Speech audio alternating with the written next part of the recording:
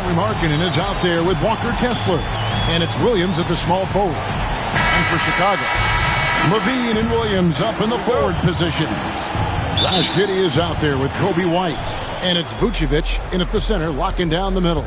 All right, looking at the Utah Jazz, Shams, what do you think about trading All-Stars Rudy Gobert and Donovan Mitchell back in 2022?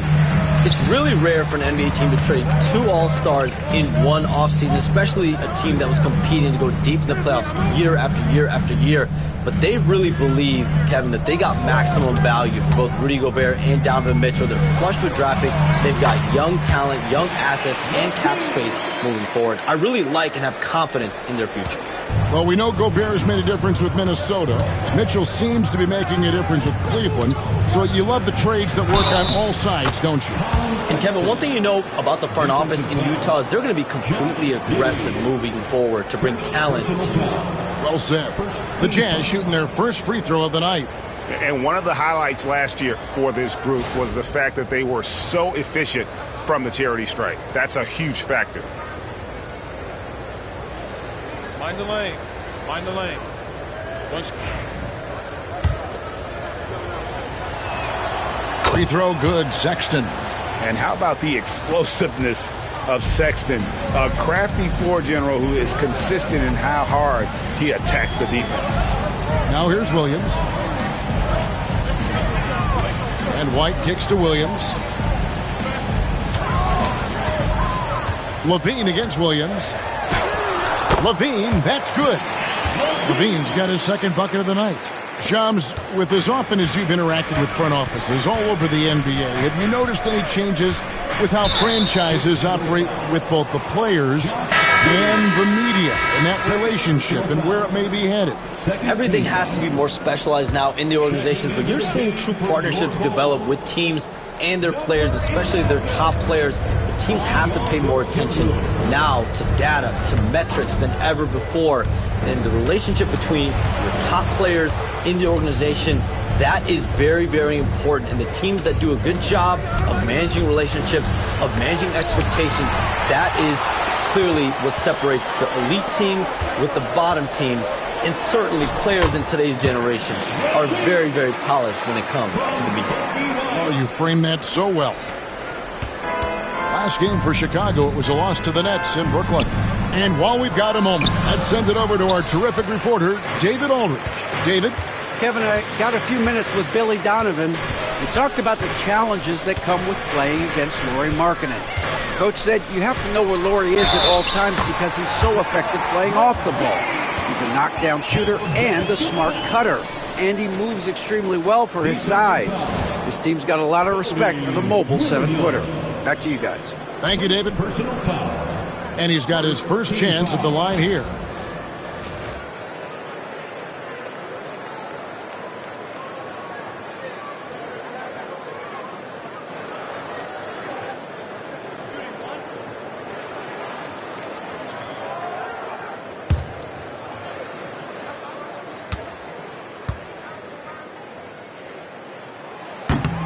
Free throw good, Levine. And Charms, I've always wondered, watching you, reading you, when did you first fall in love with the NBA? And when did you decide to cover it? Really, when I was around 10, 11 years old, I grew up in Chicago right as the Bulls dynasty was starting. I wasn't quite old enough, but I was old enough to see some of those scrappy Bulls teams in the mid-2000s. And basketball was always a part of the national discourse, but also part of my life playing it, and then now being someone that's able to inform the audience and the public. You know what? I'm looking up and down this table. I think we all feel the exact same thing. Good work there as it goes. And the story here, Kevin, early on is how well they've shot the basketball. George with the ball. Outside, Markkanen. No good on the triple. Chicago leading by 6. Dosunmu, the pass to Williams. Bulls moving the ball around. Here's White. Rebound by Williams. Oh, no excuse for a guy of his caliber. You've got to finish that slam. Got to be a little embarrassed by that one. Now, here's Sexton. Coming in off a 10-point performance last game out. And we're approaching about 3.5 minutes played in the first quarter. Hey, Shams, I know you cover the league like no one else, but I've seen your jump shot. You have a sweet J. You must have played organized ball, I'm assuming. I played a little bit in high school, Kevin, but once I got cut in high school, that's when I knew my career path would have to trend into what I'm doing now, into writing and covering the NBA. But listen, I have a lot of confidence in my jump shot, watching players like Steph Curry shoot the basketball. I'm not trying to give any comparisons, but I do love to shoot the ball. That is the one thing I know I can do decently on the field. I know. I love your answer. Not much else, but I can shoot. Sexton, the pass to Kessler. The open look here for Sexton. Gets to the corner and buries it. Sexton's got 5 now. You know, the timing, the rhythm, I'm a big fan of when Sexton can just catch and shoot. And out of bounds as Utah gains possession. You gotta love strong defense, especially when it comes in the form of harsh rejections. Wow. And right out of the gate, trying to set the tone defensively, you gotta love that energy. It's tipped. 1:52 left here in the first quarter. And you look at the way the league is moving now, Shams, are there less big trades than when you started or more? Perhaps a little bit less, but listen, the league is trying to keep parity in this league and allow teams to be able to keep their homegrown stars. But there's always going to be plenty of interest, and that level of interest, not only from players from competing teams, but fans' interest, it's never been higher. And there's never any hesitancy, right? If a team feels they can get better, for whatever reason and however they do it, I don't think there's any hesitancy to pull the trigger. Particularly when you're on the cusp of potentially winning a championship or competing, whether it's competing for the playoffs, competing for a title, and you can make one move that takes you from point A to point B, teams, the general manager, watching it. Well said. And the timeout called here by Billy Donovan. This will give him a chance to discuss some potential alterations.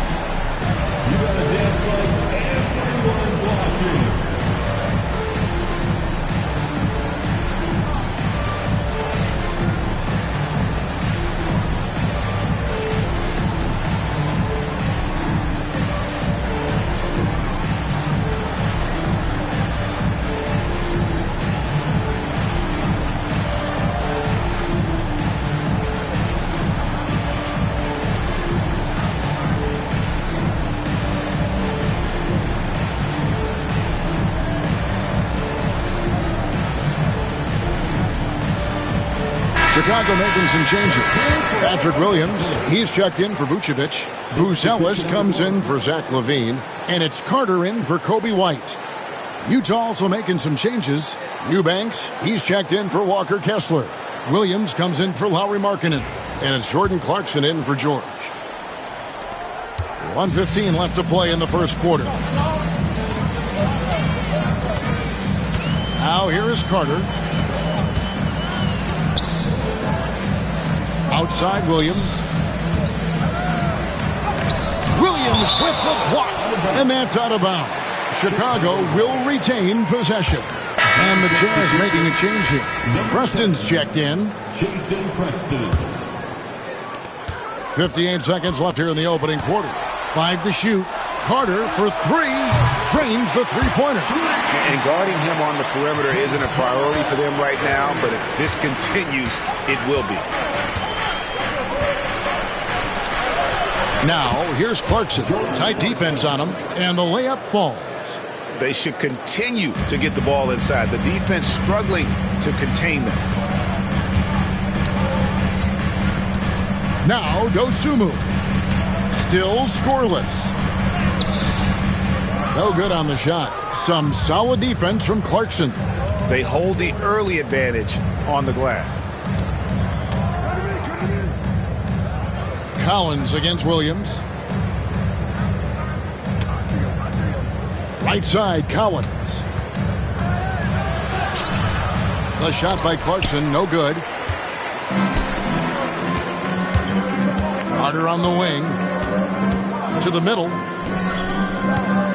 Baseline try, and that would have counted, but his shot was off the mark this time. 1 quarter in the books, and it's been a close one so far. Bulls lead by 1. Stay with us as we get set to bring you the second quarter right after this.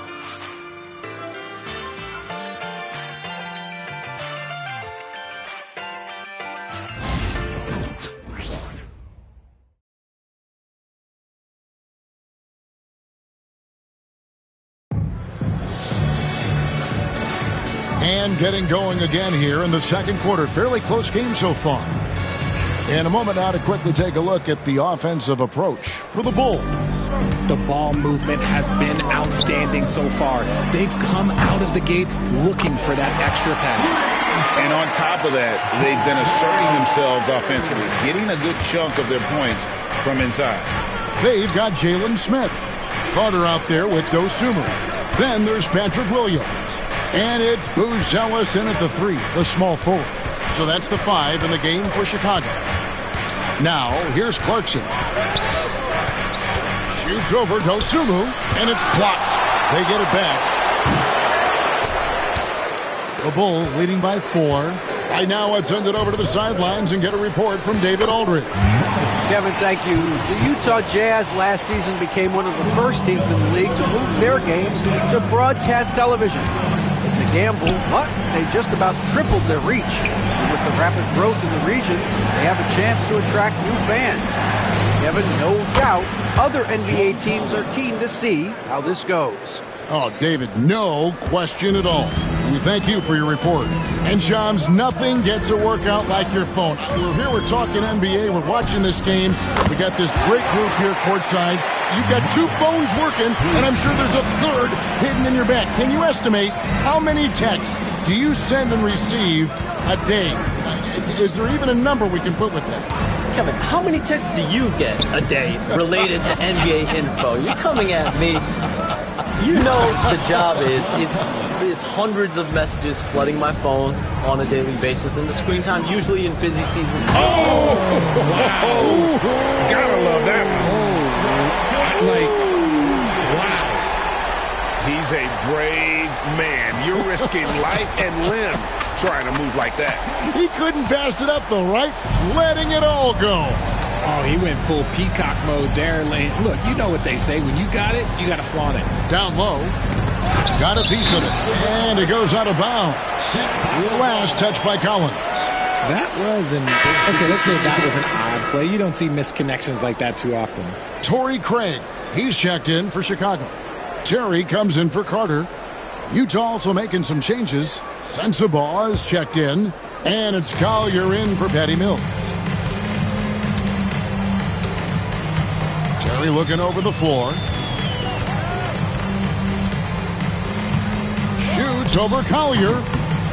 Bounces high off the rim and drops. Terry's got the lead up to 8 now for the Bulls. Jazz have gone 2 of 4 shooting the ball here in the second. Fade away. The rebound by Dosunmu. And he felt like he needed a little bit more space with the fade to get off his shot, but that might have been what threw him off and made him miss. And Shams, like us, you travel all over the country for the NBAs. You go to the games. You're talking with the general managers, the coaches, the big-name players. That aside, do you have a favorite city that you like to visit? You're putting me on the spot here, Kevin. Listen, I love going to L.A. because you see multiple teams coming in with the Clippers and the Lakers. So I love to be proficient. I love being efficient, Kevin. I love making the best use of my time. What's your favorite NBA city to visit? I've got 3, and it's been 3 since I got in the league in '82. I like Miami, I like New York, and I like Boston. Every city has got charm, right? But those 3 cities have kind of stuck out to me. I enjoy them. Those are the best of the best, Kevin. You're picking the best cities in the league. We got to go to Sacramento one of these days. Let's go to Charlotte. I love Sacramento. I had a chance to go to Sacramento one day. I love Sacramento. Those crowds get rowdy. I was there for their playoff series against the Warriors when they snapped the 16-year drought. Those fans are the loudest that I've seen since I've become a fan. They love their fans.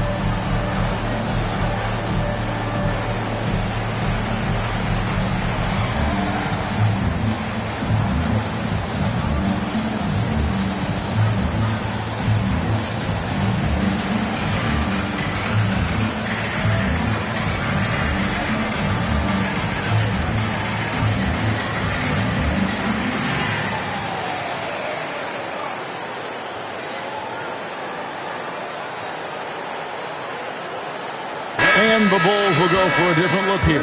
Vucevic, he's checked in for Smith. Zach LaVine comes in for Torrey Craig. Josh Giddey's checked in for Terry. And it's White in for Dosunmu.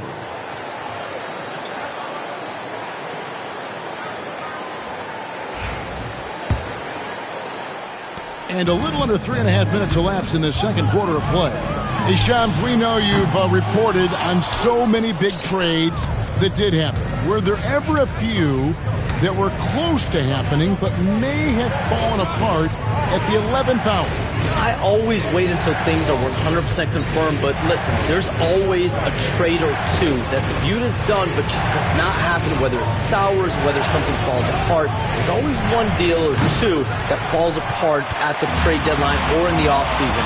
But I try to wait as best I can and make sure that when I report, it is confirmed. Zach LaVine just lets the game come so naturally. His ability to catch and shoot is one of the quickest in the league. George dishes to Markkanen. Collins kicks to Markkanen. Pass to Kessler.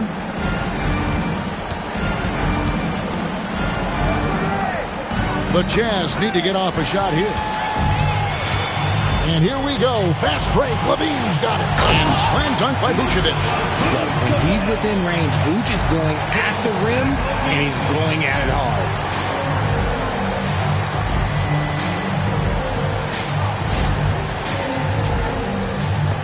We've got 1:28 left in the first half. And Shams, what an absolute delight it has been having you courtside with all of us tonight. Thank you so much for taking time to join us. It has been a true pleasure. Thanks so much for the invite. I can't wait to do it again sometime. I'm honored. I'm privileged. Oh, we are going to hold you to that. Thank you again. Oh, wasn't that wonderful? Easy to see why Shams has so many sources around the game. He's so easy to talk to. Yeah, it's all about relationships at the end of the day. When the conversations come easily, that suits his purpose as a reporter. That free throw good for Markkanen. And what I love about Markkanen, he takes care of the basketball, and that's a result of being patient, playing smart, and just generally getting his points within the flow of the offense. Williams, he's checked in for Utah.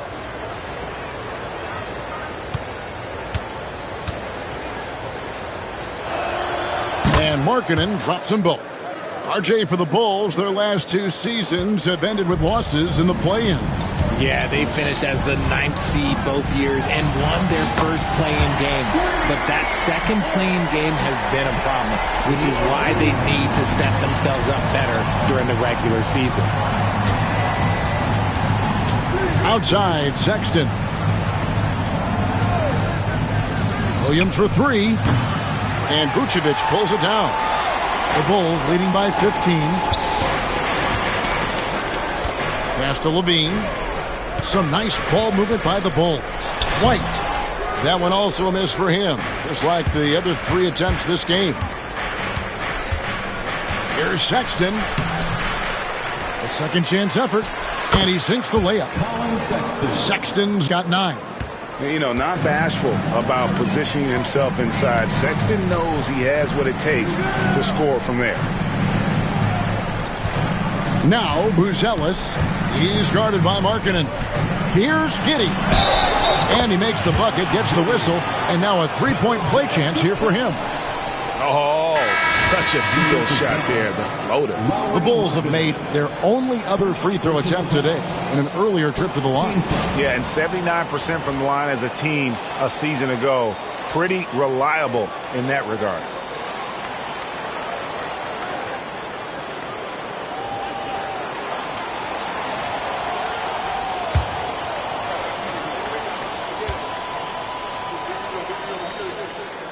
Free throw, no good for Giddey. And that's a spot of the floor Giddey wants to improve, but certainly puts in the work there to get better. He's off on that one. And so it's the Chicago Bulls riding a 15-point lead at the end of the quarter. They've been putting on a clinic in the paint. Shots are falling with regularity, and they are pounding it down low. We'll take a quick break and then back to the action here.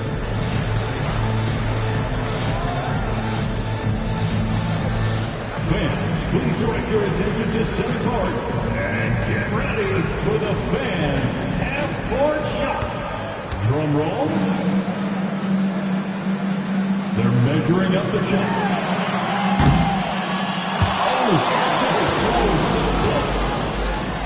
Oh, let's hear it for the participants.